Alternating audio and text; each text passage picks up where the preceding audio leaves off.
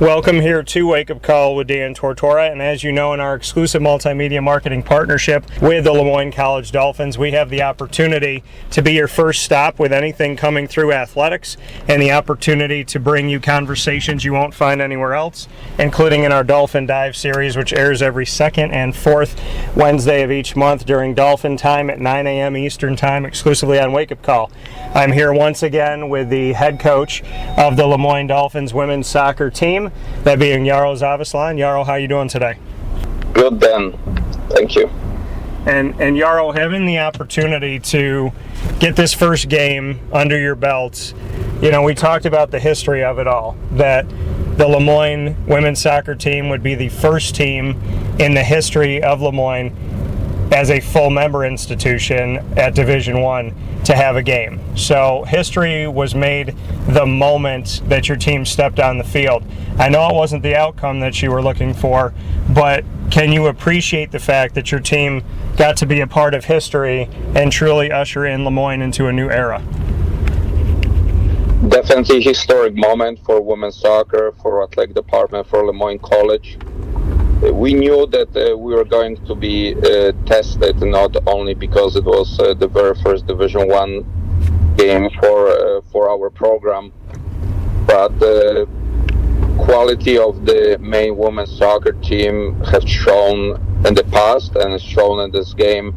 They're a very well put together team that was built over the course of last couple of years. Last year, they knew there was some unfinished business of not winning the conference tournament, even though they went through the regular season undefeated. They've been undefeated at home last season. They continued the streak. They got some enforcement in the way of some transfers. So there was quality side that we're facing, but we didn't want anything else but getting tested and finding out about ourselves, where we are at in comparison with the good level Division I soccer team. The result is not what we strive for. The number of goals that we gave up, that's something that we always pride ourselves on, being a good defensive team, defending well individually as a team. So again, giving up that many goals, that's not the outcome we strive for. Not scoring a goal, especially that first historic goal in Division I, is also something that we don't want to be shut out in any type of the game. However, there was a very important positive during this game. We were a much better team at the end of the first half than we were at the beginning of the first half. We were a much better team by the end of the game than we were at the beginning of the game.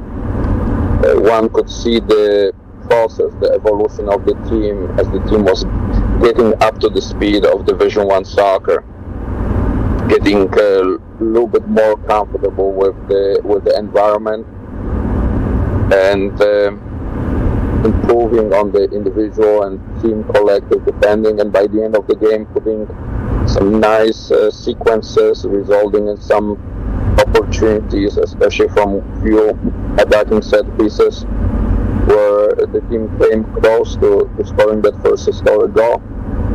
So we are going to take all those positives from this game and we'll keep building on it. And of course the mistakes that we reviewed the last couple of days in the video sessions and on the field, we're going to keep improving on those. It's now race against the time towards the next game. That's all about Iona on Thursday. And we know that we will have to be better version of ourselves than we were against Maine, and a better version of a team by those 6-7 days of preparation. So Jaro, I mean, like you said, you covered a lot of ground there in, you know, this game and what you took away. Watching it, which people could do all over the world, as it was streamed by the America East, where Maine is a part of that conference, to watch some of those final moments, last few minutes of the game especially, to see your team, through my eyes, I know we were talking about it off the air, to see their fight and their desire their opportunities that they had, the corners, as well as just trying to get a shot out there on goal. Just what that meant to you, that as we were coming down the stretch with your team down 5-0, they wouldn't stop fighting, they wouldn't stop trying to produce a goal, they didn't hang their heads, they didn't accept defeat, they continued to stay on the offensive, and later on in the game, in those final moments, they were trying to take some shots and give themselves an opportunity to end on a positive. Just what that meant to you. Credit to the players. It speaks volumes to the character of the players, but in some ways in our program that should be given, that from the first to the last play of the game, we do our best, and every next play is the most important play, because it is the next play in the game. Next sequence in the game is the most important sequence. Doesn't matter if it is in possession of the ball or on defense. We need to keep improving from one moment of the game to the next one. And we never want to question the work rate of the team. That's what we always talk among ourselves within the program. When we walk off this field, we don't question from the first to the last play of the game. And that's what the team had shown. It's always not giving up, always improving, always striving to make the next play the best possible play. We know that the trajectory will be the right one. It's just, again, how fast we are going to be getting better, how quickly we'll be closing the gap against the other teams, and results eventually will come, because there would be a worry on the coaching staff part if we wouldn't be getting better as a team, and we did that during the game. We would worry if we wouldn't be able to create some opportunities. Again, we created some nice opportunities there at the end of the game. So defensively, we'll be getting better. In the attack, the goals are going to come.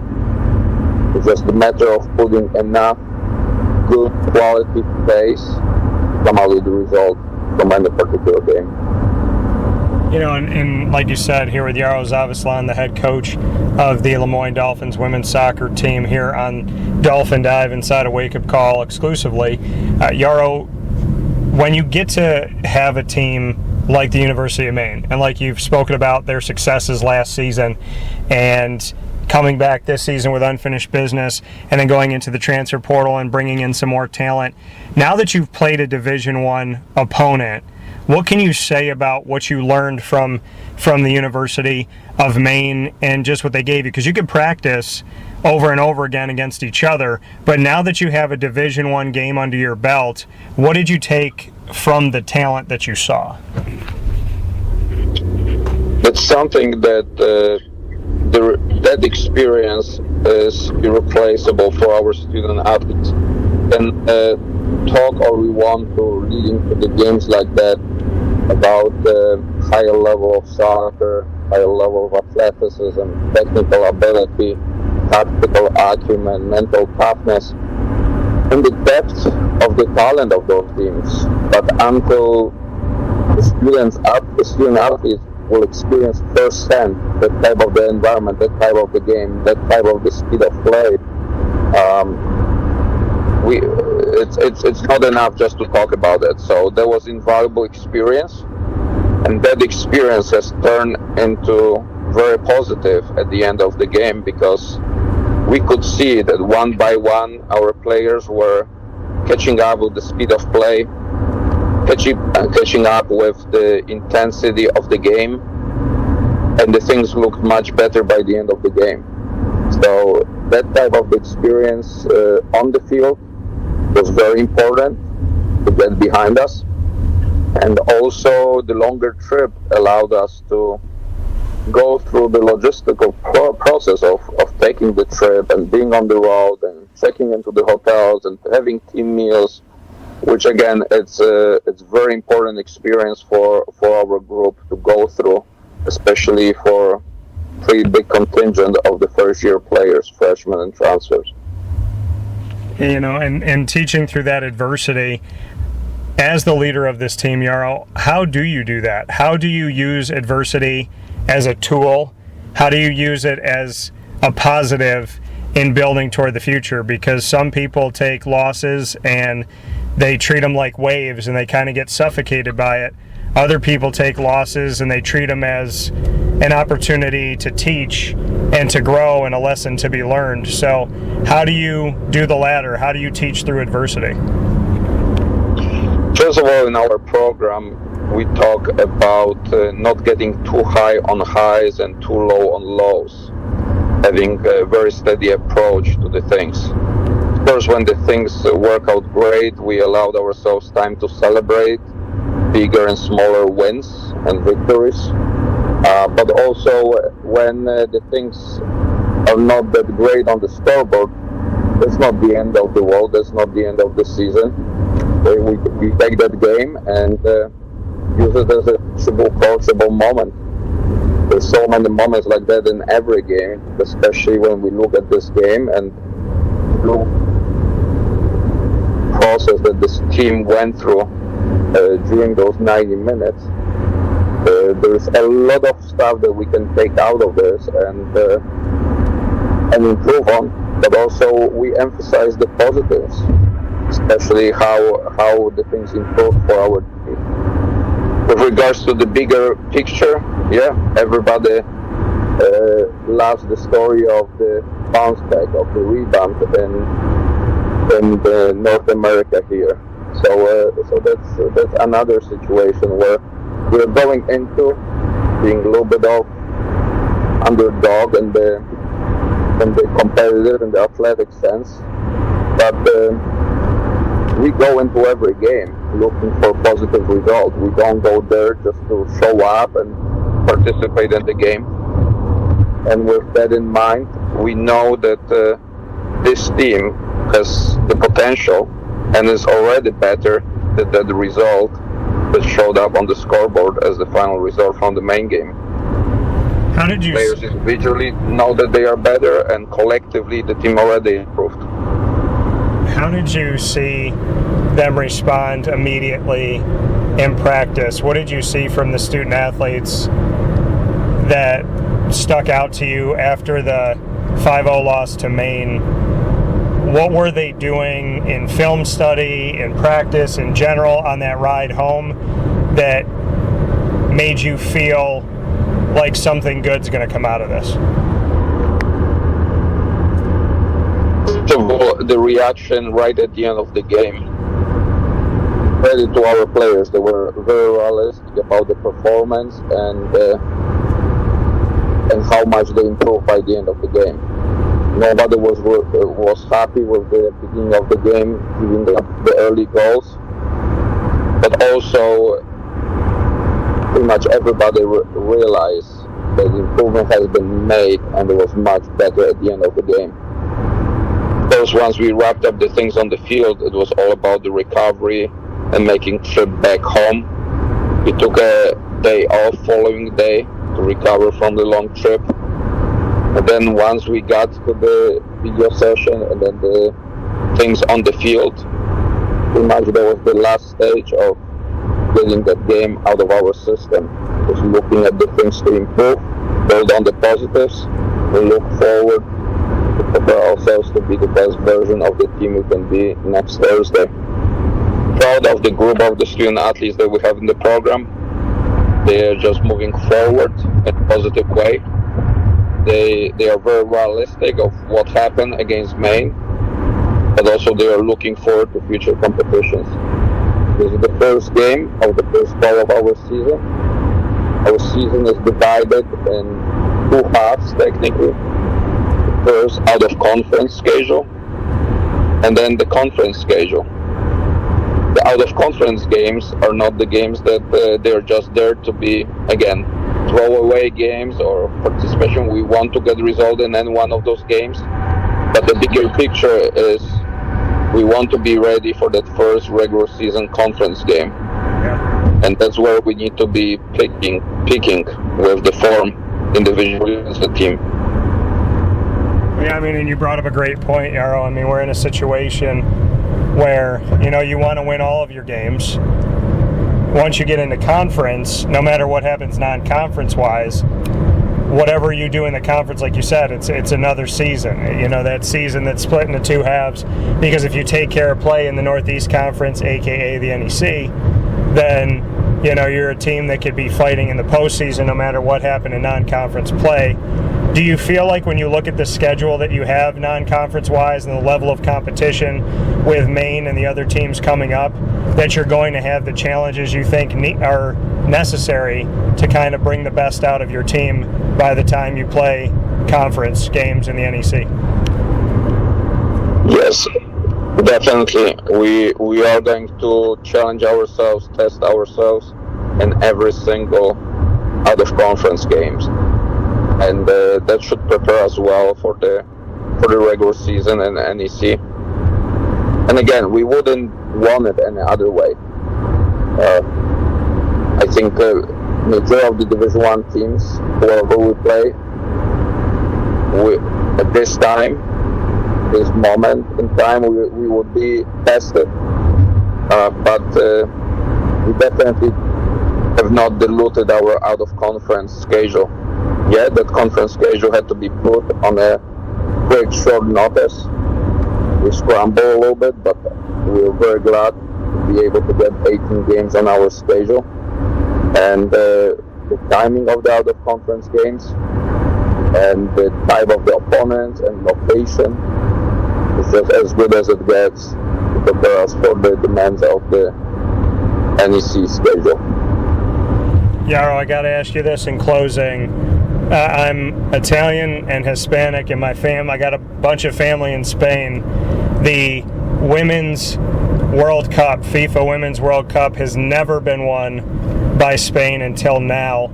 Now they're one of the few countries to have won a men's World Cup and a women's World Cup in their history.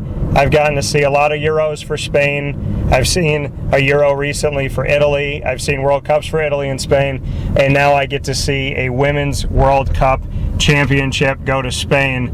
What can you say about women's soccer at the highest level and what you saw from Spain against England? Well, the growth of the game of women's soccer worldwide has been tremendous. It used to be just a certain handful number of countries were able to compete for the World Championship, as we saw in this World Cup. There were so many great candidates and teams that could pull that off.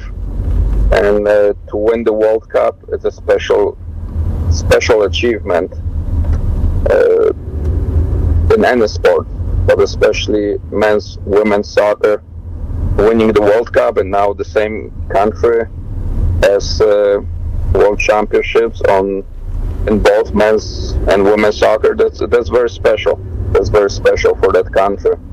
So it's a remarkable achievement. The growth of the game has been tremendous. In many ways have been driven by United States historically.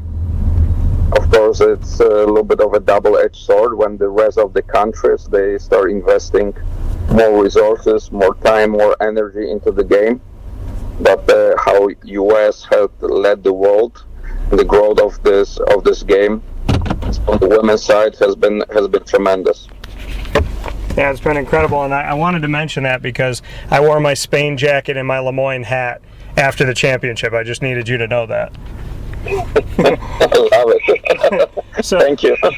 So with that being said, Jaro Zawislan, the head coach of the LeMoyne Dolphins women's soccer team, coming off of that historic first game for any sport with LeMoyne as a fully fledged Division I institution, making history for the school and for the program. Jaro, obviously, as you know, I'll be carrying all through the season in my coverage of LeMoyne women's soccer. I appreciate the work that you and your staff and all the student athletes are doing, and I always thank you for your time. Thank you very much, Dan, and thank you for everything you do for LeMoyne College Athletics and LeMoyne women's soccer. Thank you again.